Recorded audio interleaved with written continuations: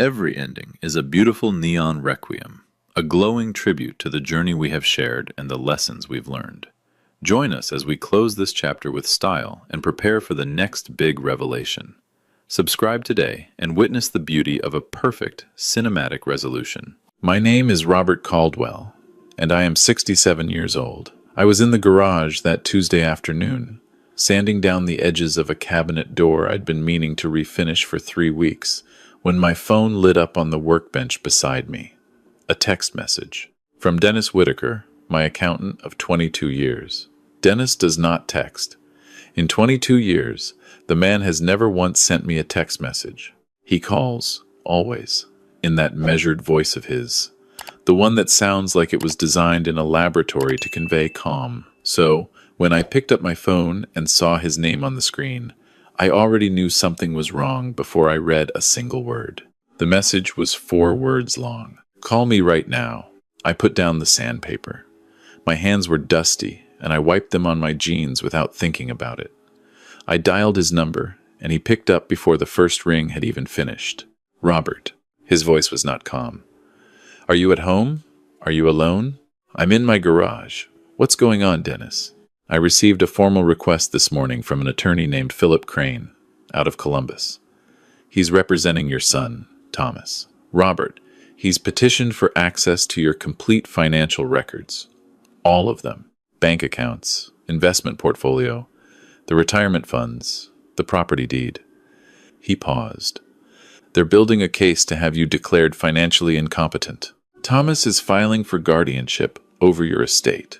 I stood in my own garage, surrounded by sawdust and the smell of wood stain and motor oil, and I learned that my only son was preparing to take everything I had ever built. I had worked for 41 years as a civil engineer with the Ohio Department of Transportation. I had designed overpasses, sound barriers, drainage systems that still function today across 3 counties. I retired at 62 with a clean pension, a paid-off house in Westerville, and a modest but carefully managed investment portfolio worth just over $3 million. My wife, Carol, had passed away 4 years earlier from a long illness that had taken everything she had and left me with a grief so heavy, some mornings I could not stand up straight. Thomas and his wife, Brenda, were all I had left of the life Carol and I had built together, or so I believed. Guardianship. I repeated the word out loud in my empty garage. On what grounds? They're claiming cognitive decline, Dennis said, and I could hear the disgust he was trying to keep out of his voice. The petition alleges you've been making erratic financial decisions, that you're susceptible to manipulation, and that you've shown a pattern of confusion and memory loss over the past several months. He cleared his throat. They have a list, Robert. Incidents. Things Thomas apparently documented. Erratic decisions. I almost laughed. I had rebalanced my portfolio in January, rotating out of overweighted tech holdings into municipal bonds, which had outperformed the market by 6 points since then. I had reviewed my tax strategy with Dennis just 8 weeks ago. I played chess online 3 times a week against opponents half my age, and I won more than I lost. My doctor, at my last physical, had told me my blood work looked like a man of 50. Dennis, I said, I have dinner at Thomas's house this Sunday, every 3rd Sunday. Carol's tradition. Robert, you should cancel. You need to. I'm going, I said. The decision settled into me like a load-bearing beam dropping into place. Clean, certain. I need to see this for myself. I need to sit across from him and watch him pretend. There was a long silence on the line. Dennis has known me since I was 45 years old, since Carol and I were still driving a used minivan and Thomas was in middle school. He knows I am not a man who flinches. All right, he said. But Robert, listen to me carefully. Do not discuss your finances. Do not agree to anything. Do not sign anything. Not a birthday card, not a restaurant receipt, nothing. You go, you observe, and you call me the minute you leave. I don't care what time it is. We hung up. I stood there in the garage for a long moment, looking at the cabinet door half sanded on the workbench. Carol had picked out that cabinet at an estate sale 7 years ago. She loved old wood, the kind with history in it. I picked up the sandpaper, and I finished the job. I needed my hands to be doing something while my mind worked. Thomas was 40 years old.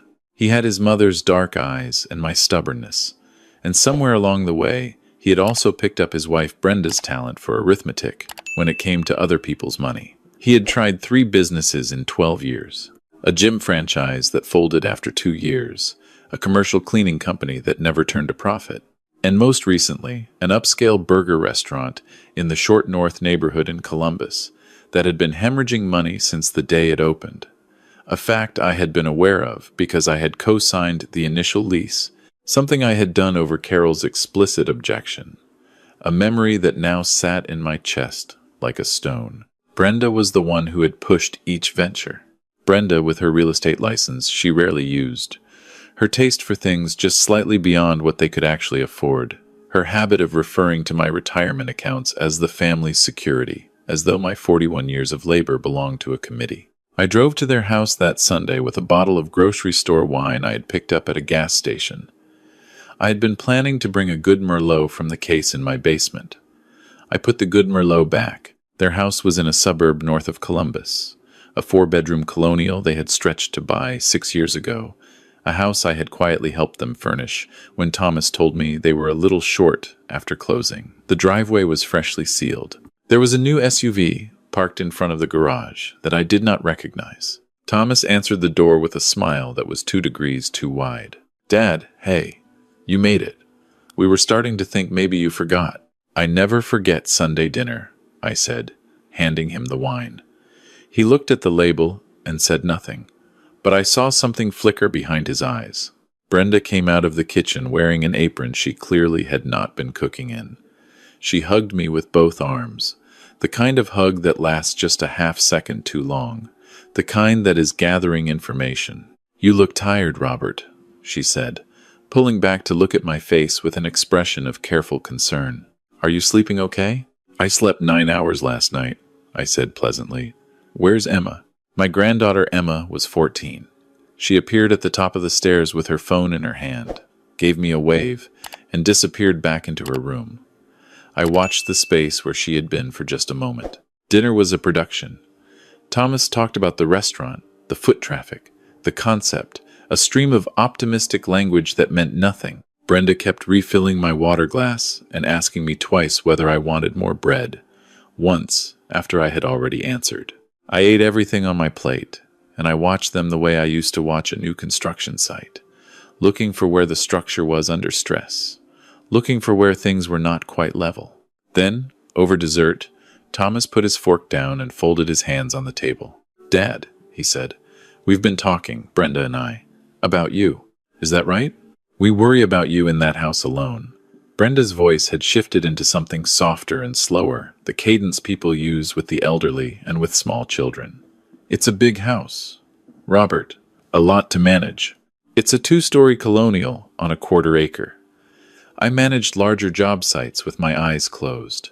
Thomas smiled patiently, the smile of a man who had been coached. We know you're capable. But things happen, Dad, little things. And we just want to make sure your finances are being looked after properly. You have so much to keep track of. The investments, the property taxes, the insurance policies." He leaned forward slightly. "What if we helped? Just helped. Took some of that weight off your shoulders so you could just relax and enjoy your retirement?" There it was, the velvet version of a mugging. I looked at my son. I looked at Brenda, whose eyes were bright with the effort of maintaining her expression of loving concern. I smiled. "That is very thoughtful," I said. "Let me think about it." The relief on Thomas's face was immediate and sickening. He thought he had the door open. He thought he was looking at a tired old man who was ready to hand over the keys. I drove home in the dark, and instead of going inside, I sat in my car in the driveway for a few minutes, looking at the house. Carol's rose bushes were still in the front beds, bare now, in November, but alive. I had kept them alive for 4 years because she had asked me to before she got too sick to garden, because it was one of the last specific things she ever asked me for. I went inside and called Dennis. The next morning, I was in his office at 8 a.m. He had a pot of coffee on his desk and a file folder that had already gotten thick overnight. "I pulled what I could," he said. sliding the folder across to me. Robert, it's bad. The restaurant is 6 months from insolvency. They have a second mortgage on the house, taken out 18 months ago. Thomas has deferred tax payments twice. And there is a personal loan from a private lender, a hard money lender, for $80,000 at a rate I do not want to read out loud in polite company. I opened the folder.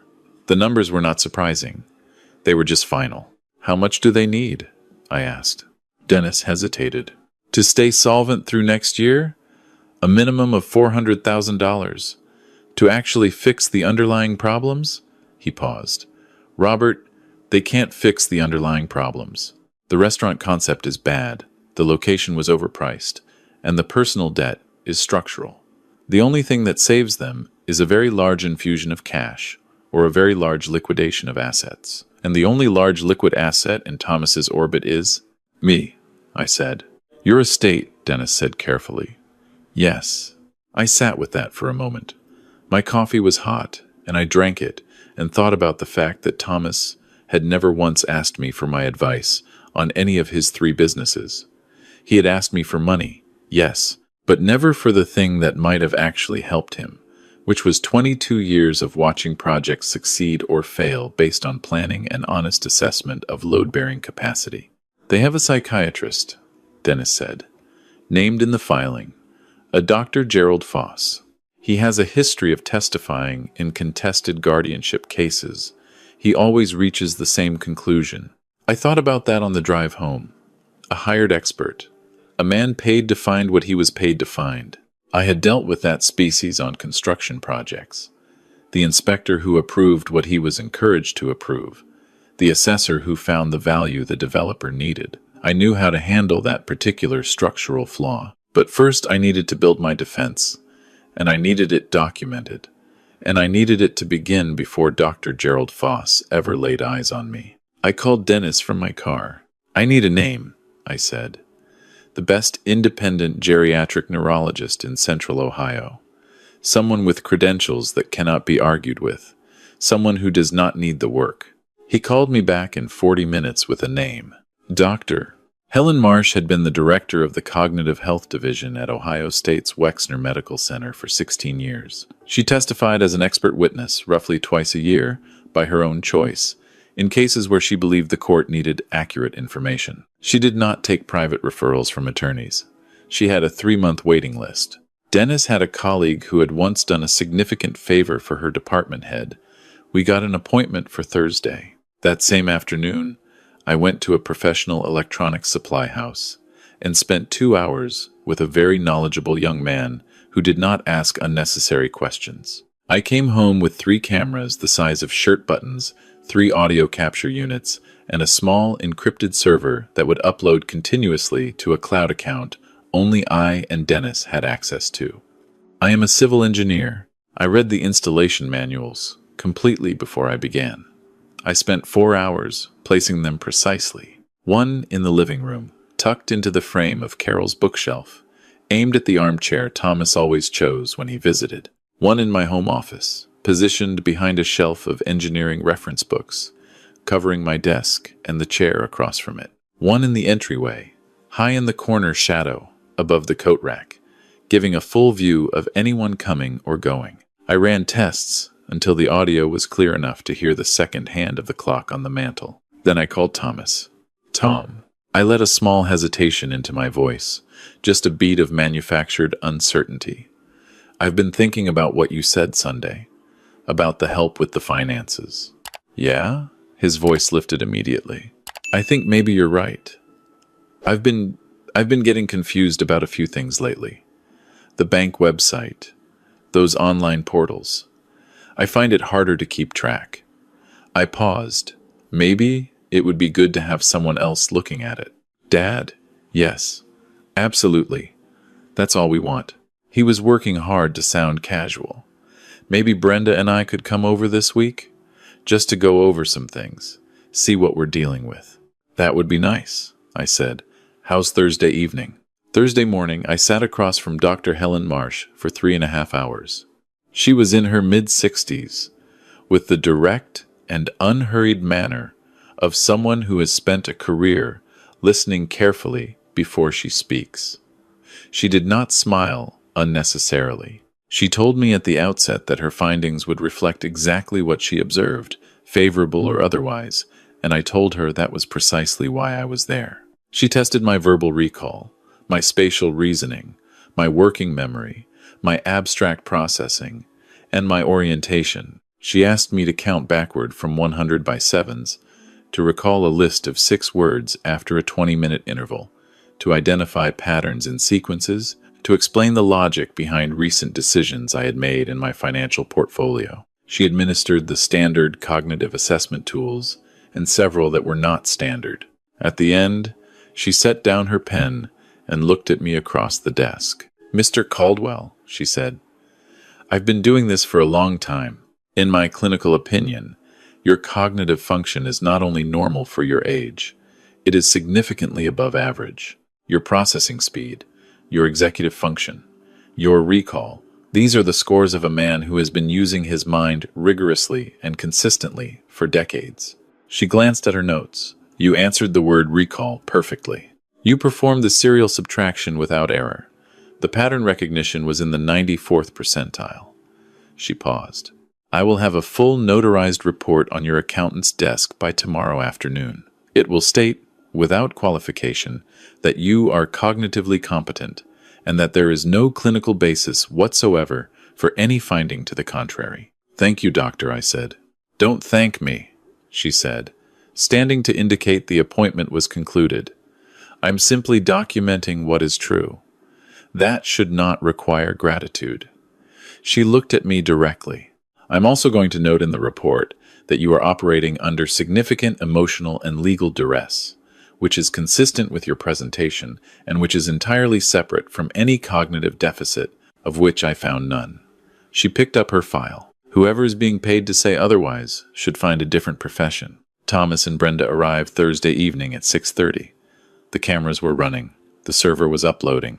I opened the door in my cardigan and offered them decaf coffee, and I moved a little slowly through the kitchen while I made it, and I took a moment too long to find the filters, and I set the cups down on the counter with the careful deliberateness of a man who was not entirely sure of his hands. Small things, precise things. The performance of a man who was exactly what they wanted me to be. We sat in the living room, Thomas in his usual armchair, Brenda on the sofa beside him, close, a united front. I sat across from them in Carol's chair, which I almost never used because sitting in it still felt like an intrusion, but tonight I needed the camera angle. Brenda opened her bag and placed a manila folder on the coffee table. "We put together some paperwork," she said, her voice gentle and unhurried, the voice she had clearly practiced. "Nothing complicated. It's just a few forms that let Thomas help manage the accounts, talk to the financial advisor directly, make sure the bills are getting paid on time, take the burden off you." "Oh," I said, looking at the folder with mild, clouded interest. "That's very kind." "Just a few signatures," Thomas said. "It's all routine, Dad, standard stuff." He opened the folder and spread several pages across the table, but he kept his hand flat over the top sheet, his palm pressed down on the header with an ease that looked casual and was not casual at all. He pointed to a yellow flag sticker near the bottom of the last page. "Just right here," he said, "and here." "What does all this say?" I asked, leaning forward with the effortful squint of a man whose reading glasses were perhaps not quite strong enough. "It's just authorization language," Brenda said quickly. "Legal wording. It just means Thomas can communicate with the bank on your behalf." My hand moved toward the stack and I misjudged the distance slightly, my fingertips catching the edge of the top page and shifting the whole stack just a fraction of an inch to the left. Thomas's palm slid with it, and for one clear, unobstructed second, the header of the document was fully visible. "Durable Power of Attorney Financial." Brenda said, "Oh, careful." And Thomas smoothly repositioned his hand over the title, pressing down with a firmness that was not subtle if you were watching for it. Sorry, I murmured. "Clumsy tonight." "Don't worry about it, Dad." Thomas tapped the yellow flag. "Right here."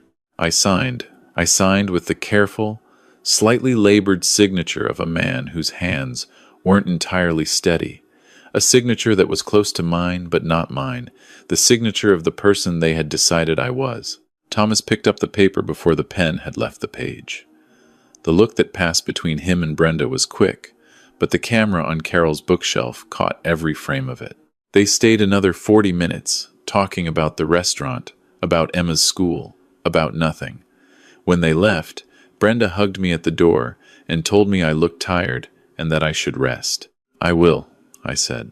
"You two drive safe." I closed the door and stood in my entryway for a moment in the quiet. Then I went to my office, opened my laptop, and pulled up the footage.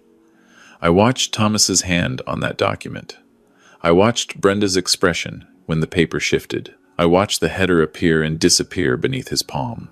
I saved the file. I named it Exhibit 1.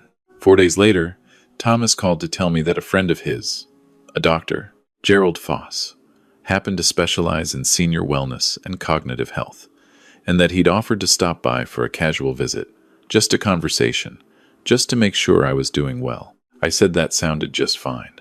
Dr. Helen Marsh's report arrived on Dennis's desk the following morning. 14 pages, notarized, comprehensive, devastating to any contrary argument. Dennis called me when he read it. "Robert," he said, and I could hear something in his voice I hadn't heard in a while, something satisfied. "This is a fortress." "Good," I said, "because the hired gun arrives Monday." Dr. Gerald Foss arrived with Thomas on a Monday morning at 10 o'clock. He was a tall man in an expensive gray suit with silver hair swept back from a face so deliberately reassuring it looked like a mask. He had the practiced warmth of a man who had spent years professionally deciding things about other people. Thomas introduced him as though he were a family friend, doing a favor rather than what he was, which was a paid instrument of dispossession. They sat in my living room. Thomas in his armchair, Foss in the chair beside him, a small leather notebook on his knee. I sat across from them, and I did not hurry. Foss opened with pleasantries, asked about my career, expressed what sounded like genuine interest in civil engineering, and then eased into the first clinical probe with the smoothness of someone who had done this many times. "Thomas tells me you've had a few difficult months since Carol passed," he said, his voice lowered into the register of compassion. "That kind of loss takes an enormous toll. Do you find it affects your concentration, your day-to-day?" "I miss her every day," I said. And that was true. And I let it be true in my voice, because Carol deserved honesty, and her memory deserved not to be used as a performance prop, but also because it was the answer of a real man, not a confused one. And I wanted that distinction documented on camera. Missing someone isn't the same as declining, doctor. Something moved behind Foss's eyes. A small recalibration. "Of course not," he said. "Absolutely. Can I ask, do you manage your own finances? Bills? Investments?" "I review my portfolio every Sunday morning and speak with my accountant twice a month. I've outperformed my target benchmark in 3 of the last 4 years." I looked at him steadily. "I can give you the specific percentages if that's useful." Another small recalibration. He shifted his approach, asking about sleep, about appetite, about whether I ever felt confused or disoriented. He asked whether I sometimes found it difficult to remember recent conversations. "I remember every conversation I've had in the last month with considerable accuracy," I said, "including the one 4 days ago when my son suggested you visit and told me you specialized in senior wellness." I paused. "He didn't mention you also testify in guardianship proceedings." Thomas's jaw tightened. Foss's professional smile stayed in place, but his eyes went careful. "I have a varied practice," Foss said. "I'm sure you do." I looked at him without hostility, just with the clear, flat attention of a man who has spent his life evaluating structural integrity under stress. "What's the next test, doctor?" He uncapped his pen with a smile that was now working harder than before. "I'd like to try something simple, a cognitive baseline exercise. I'd like you to draw a clock for me." He placed a blank piece of paper and a pen on the coffee table. "Just draw a clock face, put in the numbers, and set the hands to 10 minutes past 2. Thomas leaned back slightly, and in his posture I could see the ease of a man who believed the decisive moment had arrived. I picked up the pen. I am a civil engineer. For 4 decades I drew plans to fractions of an inch, read load specifications, calculated tolerances that would hold up against forces most people never have to think about. I drew the clock. I drew a perfectly proportioned circle, placed the 12, the 6, the 3, and the 9 on their axes first, then filled the remaining numbers with equal spacing. The minute hand I placed precisely at the 4, the hour hand angled correctly between the 2 and 3, as a real analog clock reads at 10 past 2, not pointed at the 2 as someone who has only thought about it abstractly might draw it. I added the second hand. And because Foss was watching me, and because the camera was watching Foss, I wrote the cardinal directions inside the clock face. N, S, E, W, aligned with the 12, 6, 3, and 9, because I have always navigated by reference points, and because I wanted him to have to explain, in any report he wrote, what exactly was wrong with a man who drew a clock and then labeled his cardinal points. I slid the paper across the table. Foss looked at it for a long moment. Thomas leaned forward to look at it too, and I saw the confusion on his face before he managed to smooth it away. "That's," Foss said, and he stopped and started again. "That's quite detailed." "You asked for a clock," I said. "That's a clock." He folded the paper and put it in his notebook. He stayed for another 20 minutes, asking questions that had less force in them than the earlier ones, and then he shook my hand at the door and said it had been a pleasure and that I had a remarkable home. Thomas lingered on the porch after Foss went to the car. He looked at me with an expression I had not seen on his face before, something uncertain, something that was not quite the confidence he had arrived with. "Dad," he started. "Drive safe, Tom," I said, and I closed the door. I went to my office and saved the video file. I named it Exhibit 2. Dennis called me 2 days later. His voice had the particular flatness of a man delivering something he has been dreading. "They filed," he said. "Emergency petition. This morning." I expected that. "Robert, there's something in the filing I need to tell you about. They aren't just asking for financial guardianship. They're petitioning for the right to sell the house. The emergency petition specifically requests authorization to list the property immediately." He paused. "It doesn't make sense from a standard guardianship strategy. A house sale takes months. Why would that be an emergency?" I sat with that. The house was worth in the current market somewhere around $850,000. It was paid off entirely. If they could liquidate it quickly, at even a discounted price, they would have a very large amount of money very quickly. "Dennis," I said, "pull everything on the restaurant. Not just the financials, contracts, lease agreements, vendor accounts, everything." He called me back the next afternoon. "The restaurant has a balloon payment on its commercial lease," he said, "renegotiated last spring. The full remaining balance of the lease, plus penalties for their missed payments, comes due at the end of next month. The amount is $420,000. He paused.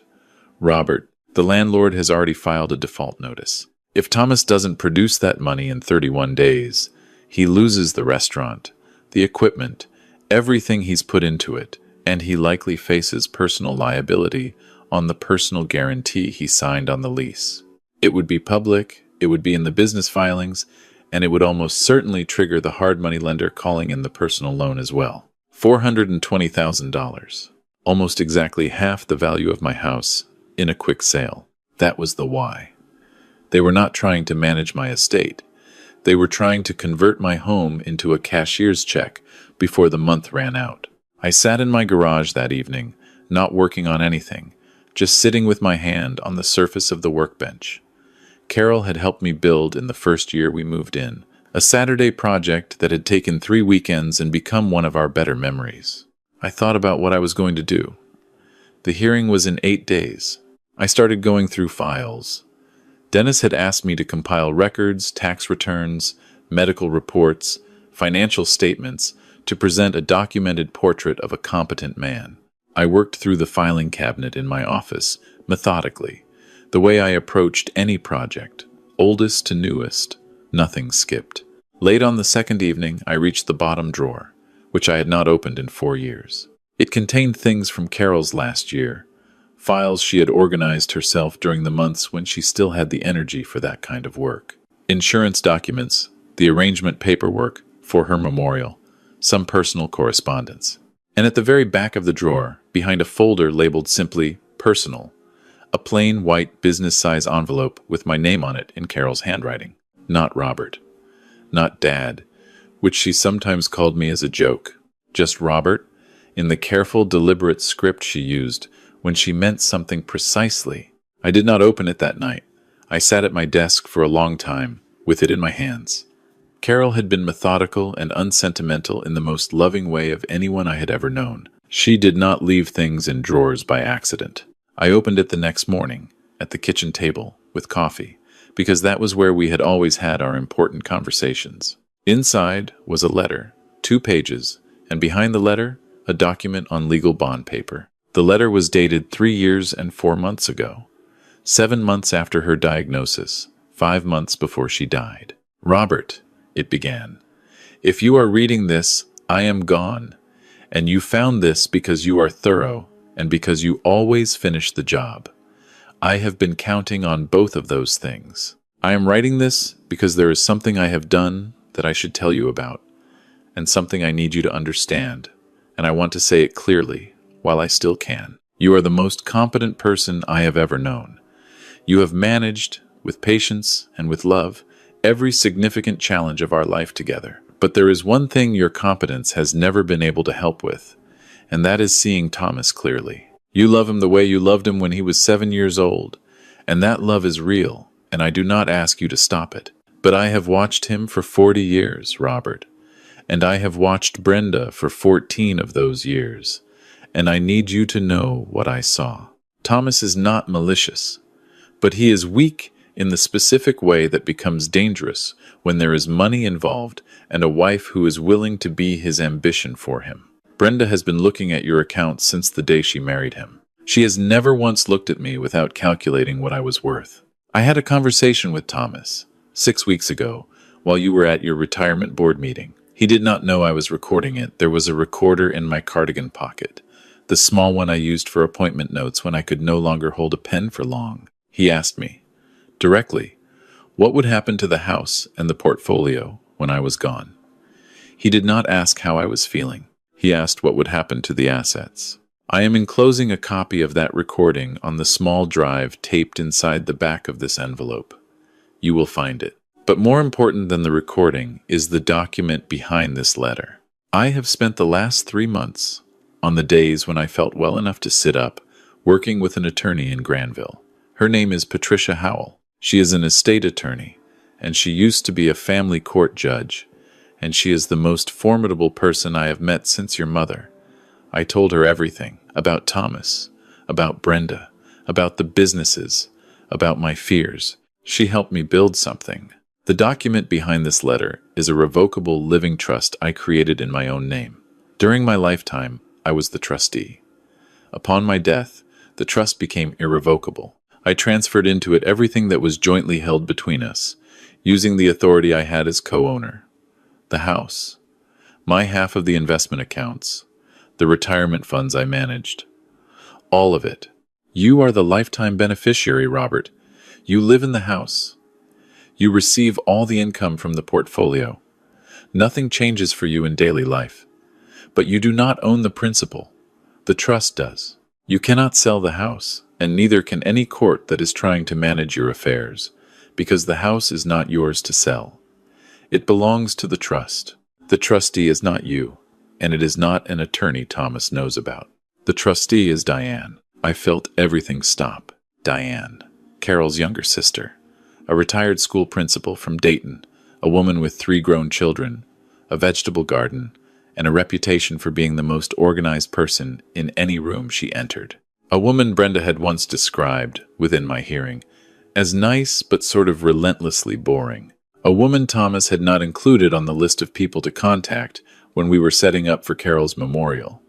An omission I had corrected myself, which had caused a brief cold silence between him and Brenda that I had not understood at the time.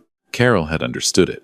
I chose Diane, the letter continued, because she is invisible to them. They do not think of her as a person of consequence, which means they will never look at her.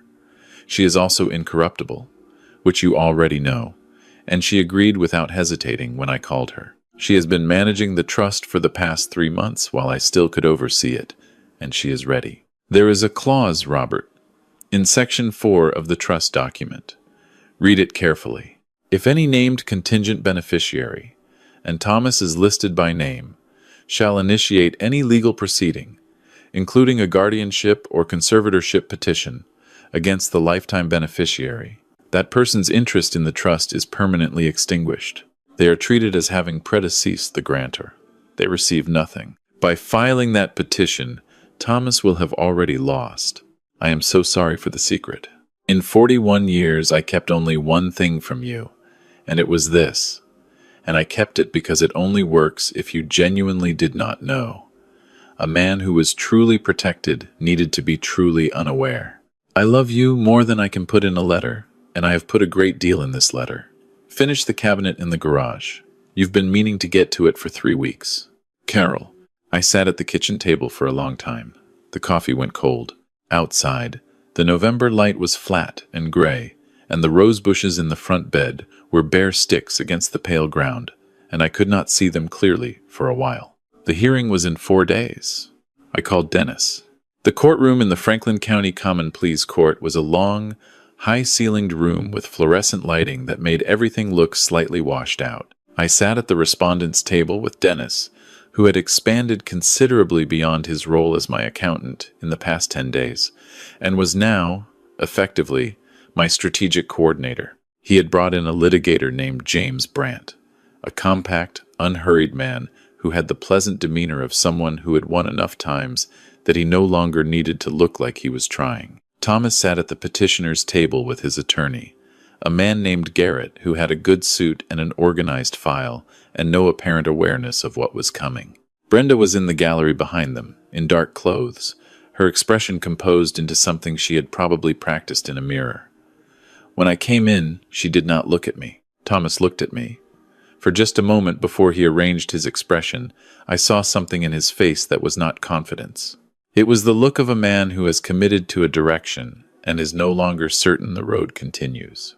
The judge was a woman named Judge Patricia Okafor, who had been on the bench for 11 years and who had the bearing of someone who had heard every variety of human foolishness and was not easily impressed by any of it. Thomas's attorney opened with a prepared narrative. He spoke about a loving son, a concerned family, a father of great accomplishment now struggling under the weight of age and isolation and grief. He spoke about concerning incidents, moments of confusion, evidence of decline. He referenced the petition document, which was thorough and detailed and built on a foundation of small distortions, each one individually defensible and collectively dishonest. Then he called Dr. Gerald Foss. Foss took the stand with the ease of a man who had done this many times. He described his evaluation, his observations, his clinical assessment. He described my behavior as agitated, my thinking as perseverative and rigid, my emotional state as paranoid. He described the clock test. The subject was unable to complete the assigned task, Foss said, with a gravity appropriate to a serious finding. Rather than drawing a functional clock as instructed, he became fixated on irrelevant mechanical details, drawing internal components of the timepiece in a pattern consistent with obsessive perseveration. He added directional notations that had no relationship to the assignment. These are hallmarks of frontal lobe dysfunction. He held up the drawing. The courtroom was quiet. James Brandt stood for cross-examination. "Dr. Foss," he said, "are you a civil engineer?" "I am not." "Are you familiar with the practice of navigation using analog reference systems?" A pause. "In a general way." "Then I want to ask you something. If a man who spent 41 years working with spatial reference systems and directional notation were to draw a clock, and were to label the cardinal points on that clock as a matter of long professional habit, would that be a sign of dysfunction, or would it be a sign of a deeply ingrained professional practice?" Foss adjusted his position. "The context. Yes or no, doctor? Would it? In isolation, it would not necessarily. Thank you." Brandt turned to the judge. "Your Honor, I'd like to note that Mr. Caldwell spent 4 decades as a licensed civil engineer with the Ohio Department of Transportation during which time he routinely produced technical drawings that incorporated cardinal reference points as a standard element of professional documentation. He looked back at Foss. "Doctor, what is the highest score possible on the standard cognitive assessment you administered?" Foss paused. 30 points. "And what score did Mr. Caldwell receive on the identical assessment administered the day before your visit by Dr. Helen Marsh, the director of the Cognitive Health Division at Ohio State's Wexner Medical Center?" Foss looked at the document in front of him. He had been given a copy of Dr. Marsh's report as part of Discovery. 30, he said quietly. "A perfect score. Administered by one of the most credentialed geriatric neurologists in the state of Ohio the day before you visited, who found, and I quote, no clinical basis whatsoever for any finding of cognitive impairment." Brandt set the report down. No further questions for this witness. Dr. Helen Marsh took the stand with the precise and unhurried authority of someone who is accustomed to being the most qualified person in the room. She was direct, clinical, and thorough, and she described her evaluation in terms that were accessible to a general audience and technically unassailable. When she said that Mr. Caldwell's cognitive function was in the 94th percentile for his age group, and that she had found zero evidence of any impairment, she said it with the finality of a person who had checked her work and was certain of her numbers. When she said that the declaration filed by Dr.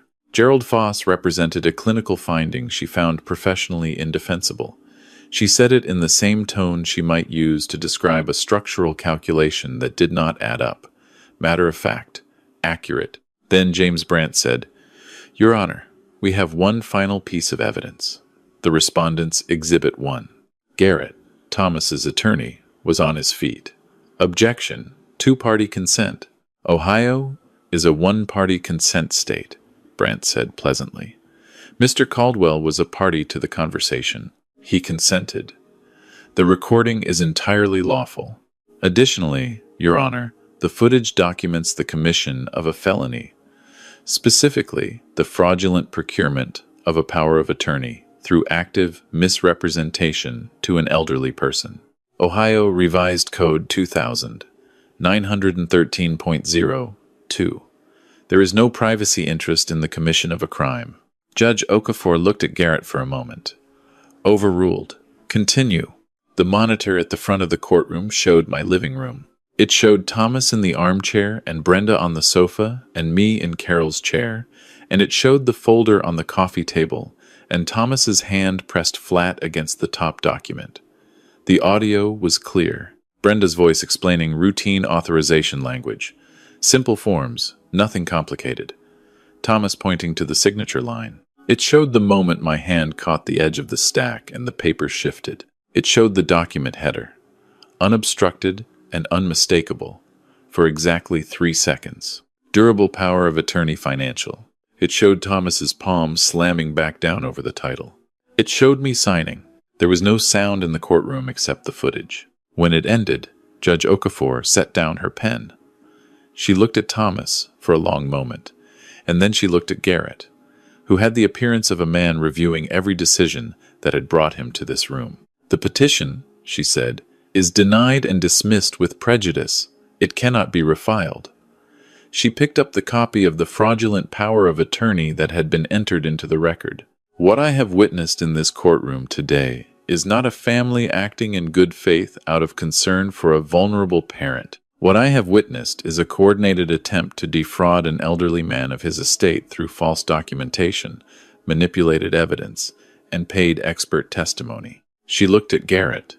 "Counsel, your client presented a document in this filing that was obtained through deliberate misrepresentation. Whether you were aware of the precise nature of that misrepresentation is a question for the Bar Association, which will be receiving my referral by end of business today." She looked at Foss, who was gathering his materials with the efficiency of a man who wished he were already somewhere else. "Dr. Foss, your testimony will be referred to the State Medical Board, along with a copy of Dr. Marsh's evaluation and the video record of your examination, which raises serious questions about the integrity of your clinical methodology." Then she looked at Thomas. "Mr. Caldwell," she said, You came into this court representing yourself as a devoted son acting in your father's best interest. You presented fabricated evidence and a fraudulent document, and you brought an expert witness who is apparently compensated to reach whatever conclusion is required of him. I have been on this bench for 11 years. I do not say what I am about to say lightly. She paused. I am referring this matter to the Franklin County District Attorney's Office with a recommendation for criminal investigation into elder abuse, fraud, and conspiracy. You should speak with an attorney immediately, and not the one sitting next to you. Brenda made a sound in the gallery, a small, involuntary sound, and I did not turn to look at her. Thomas was staring at the table in front of him. I stood up. In the hallway outside the courtroom, under the long fluorescent lights, I found Thomas sitting on a bench alone. Garrett had walked in the other direction immediately after the hearing concluded. Brenda had not followed Thomas out. Thomas had his elbows on his knees and his face in his hands, and he was very still. I sat down beside him. He looked up. His face was something I had not seen before. Stripped of the performance, stripped of the strategy, stripped of all of it. Just my son's face, 40 years old, looking the way he had looked at 12, when he had broken something and knew he couldn't fix it. Dad, he started. I'm not going to say much, I said. He waited. Your mother knew, I said. She knew years ago. She didn't tell me because she loved me and because she thought I wouldn't be able to see it. She was right about both things. I looked down the long hallway. She built something to protect me that I didn't know existed, and it worked exactly the way she designed it. That's who your mother was. Thomas's jaw worked. His eyes were wet. The trust, I said, has a clause. By filing that petition, you have permanently extinguished your interest in the estate. You won't receive anything. Not when I'm gone. Not ever. Your mother wrote that provision herself. She anticipated exactly what you did. I paused. You don't get to be angry at her for it. She loved you. She was also honest about what you were. He didn't say anything. The restaurant, I said. The lease payment. I know what the number is, and I know when it's due. I'm not going to pay it, Tom. I'm not going to save it. It has to fail because you have to understand that the decisions you make have consequences, and the people around you can't keep absorbing those consequences for you. I stood up. I don't know what comes next for you and Brenda. I hope you figure something out. I hope you find a way to live within what you actually have, instead of what you think you're owed. I looked at him, and I meant what I said next. Because he was still my son and Carol's son, and that was not nothing. I hope you get to a point where you can be different than you've been. He looked up at me. I'm going home, I said. I have a cabinet door to finish. I walked down the hallway alone, past the high windows with November light coming through them, and I pushed through the heavy doors and out into the cold Ohio air. Dennis's attorney, James Brandt, filed the countersuit the following week. We did not pursue it aggressively. We pursued it precisely, documenting what needed to be documented and requesting what needed to be requested. The fraudulent power of attorney was voided. Dr. Foss's medical license was suspended pending review, and within 8 months, it was revoked. Garrett received a formal reprimand from the Bar Association and a 6-month suspension. The district attorney's office opened an investigation, and Thomas and Brenda eventually entered into a negotiated agreement that resulted in probation, mandatory restitution, and the kind of permanent legal record that closes certain doors. The restaurant closed in December. The house was sold at a loss. Thomas and Brenda moved into an apartment on the east side of Columbus, which I know because Diane told me, and which I received as information without any particular feeling attached to it. Diane came up from Dayton in the spring to go over the quarterly trust statements.